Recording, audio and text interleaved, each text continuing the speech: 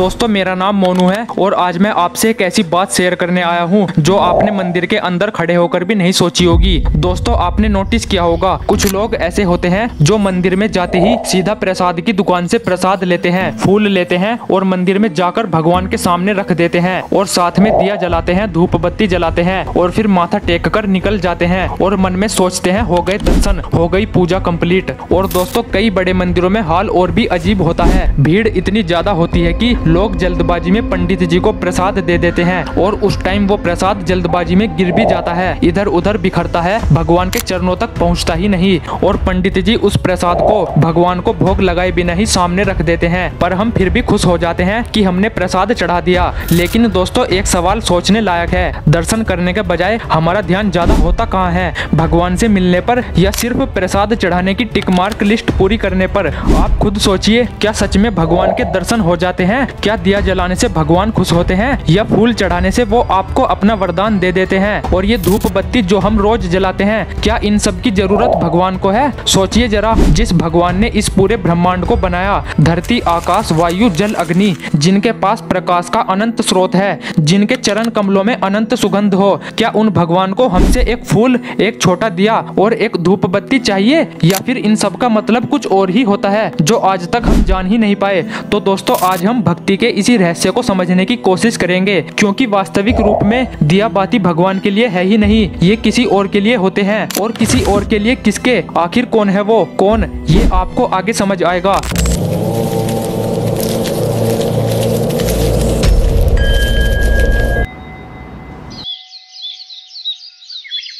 दोस्तों अब आपके दिमाग में एक बड़ा सवाल उठ रहा होगा कि अगर भगवान को दिया बाती, फूल और प्रसाद की जरूरत नहीं है तो फिर हम इन सब चीजों को मंदिर में जाकर क्यों चढ़ाते हैं? क्या इसका कोई मतलब ही नहीं? दोस्तों ये सवाल पुराणों और शास्त्रों में भी है और अगर हम ध्यान से देखें तो हमें इस सवाल का जवाब हमारे शास्त्रों में स्पष्ट रूप में लिखा हुआ मिलता है। भगवत गीता के 9वें अध्याय के 26वें श्लोक में भगवान श्री कृष्ण अर्जुन से एक बहुत गहरी बात कहते हैं, पत्रम पुष्पम फलम तोयम यो में भक्तिया प्रच्छति तदम भक्तियु परिहितम अस्नामि प्रयतात्मना।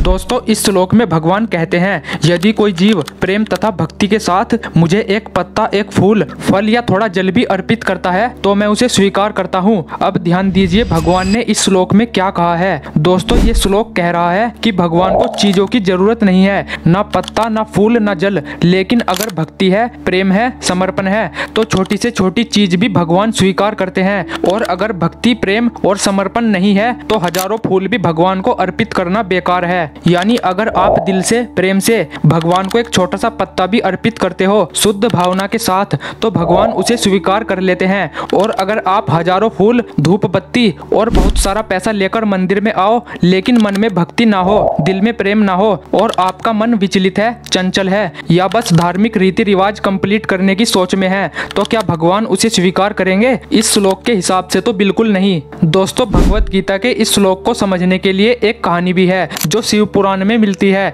एक गांव में एक छोटा सा बालक रहता था, उसके घर में बहुत गरीबी थी। एक दिन वो बालक एक बेलपत्र के पेड़ के पास खेलने गया और उस बेलपत्र के पेड़ के नीचे एक शिवलिंग स्थापित था। उस बालक को बेलपत्र का फल बहुत पसंद था, इसलिए वो शिवलिंग के ऊपर चढ़कर बेल तोड़ने लगा और बेल तोड़ते तोड़ते उसके पसीने की कुछ बूंदे शिवलिंग पर टपकने लगी और साथ ही कुछ बेल के पत्ते भी शिवलिंग पर गिर गए। ये सब देखकर गांव के कुछ लोग उस बालक पर चिल्लाने लगे और कहने लगे, अरे बालक तूने तो घोर पाप कर दिया, शिवलिंग के ऊपर पैर रखकर उसको अपमानित कर दिया, अब तुझे इसके बुरे फल भुगतने पड़ेंगे। लेकिन दोस्तों वो बालक बहुत भोला था, उसे फल तोड़ते समय समझ ही नहीं आया कि मैं शिवलिंग पर चढ़ रहा हूँ। वो बस निर्दोष आंखों से सबको देखकर डरने लगा। दोस्तों इतना सब होने के बाद तभी उस शिवलिंग से एक बहुत तेज एनर्जी निकलने लगी, जिसके बाद भगवान शिव साक्षात रूप में प्रकट हो गए और भगवान शिव ने उस बालक को अपने सीने से लगाकर कहा, बेटा तुमने कोई पाप नहीं किया, बल्कि तुमने तो मुझे जलाभिषेक किया,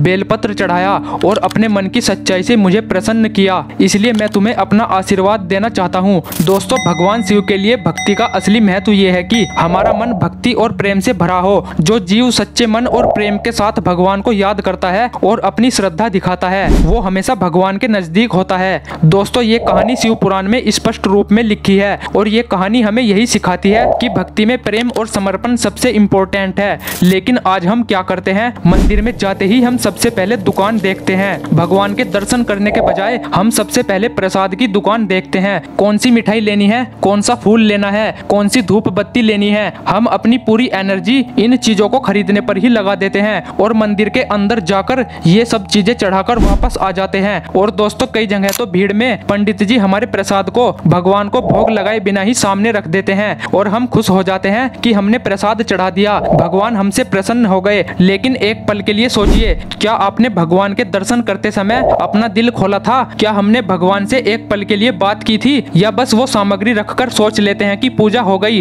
रीति रिवाज निभा दिए? तो दोस्तों अब हम समझते हैं ये दिया, धूप और फूल जो हम मंदिर में रखकर आते हैं, इन सब का वास्तविक अर्थ क्या है। क्योंकि जैसे हमने पहले ये देखा कि भगवान को इन चीजों की जरूरत नहीं है, तो फिर ये सब क्यों? चलिए एक एक करके समझते हैं। नंबर 1, दिए का अर्थ। दोस्तों दिया सिर्फ रोशनी का सिंबल नहीं है, बल्कि ये हमारे भीतर के अंधकार को दूर करने का प्रतीक है। अंधकार मतलब इग्नोरेंस, अज्ञान। जब हम दिया जलाते हैं तो दिया जलाकर हमें कुछ समय उसके सामने बैठना होता है, क्योंकि वो दिया हमारे मन के भीतर का अंधकार जैसे कि गुस्सा, द्वेष, चिंता और डर को धीरे धीरे दूर करता है और साथ ही ये हमारे भीतर ज्ञान और अवेयरनेस का प्रकाश जागृत करता है। अब सोचिए, आपने मंदिर में दिया जलाया और हाथ जोड़कर तुरंत बाहर आ गए, तो क्या आपके मन का अंधकार भी दूर हुआ, या सिर्फ दिया जलाकर और आप अपने मन का वही पुराना अंधकार लेकर बाहर निकल गए? नंबर 2, धूप बत्ती का अर्थ।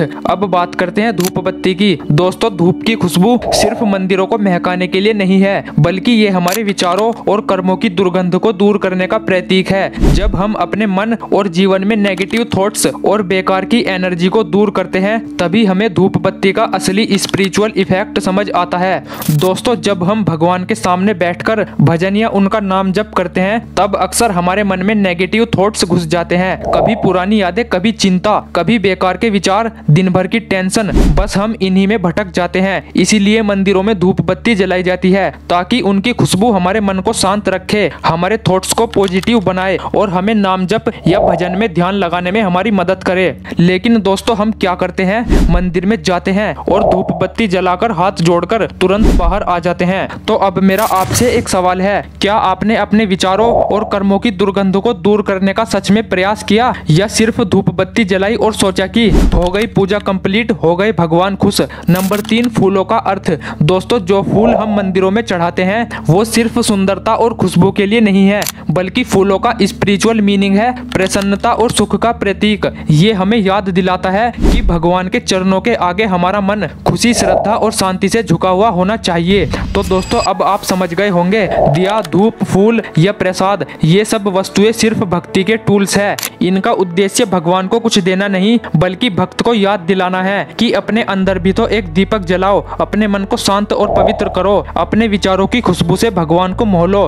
तो दोस्तों जब आप अगली बार मंदिर जाओ तो हाथ में सिर्फ दिया लेकर मत जाइए, बल्कि अपने मन का दिया भी साथ ले जाइए, क्योंकि भगवान को आपके दिए की रोशनी नहीं, बल्कि आपके प्रेम और आपके दिल की भक्ति की जरूरत है। और दोस्तों ऐसी ही इम्पोर्टेंट वीडियोस और देखना चाहते हो तो हमारे चैनल को अभी सब्सक्राइब जरूर कर ले।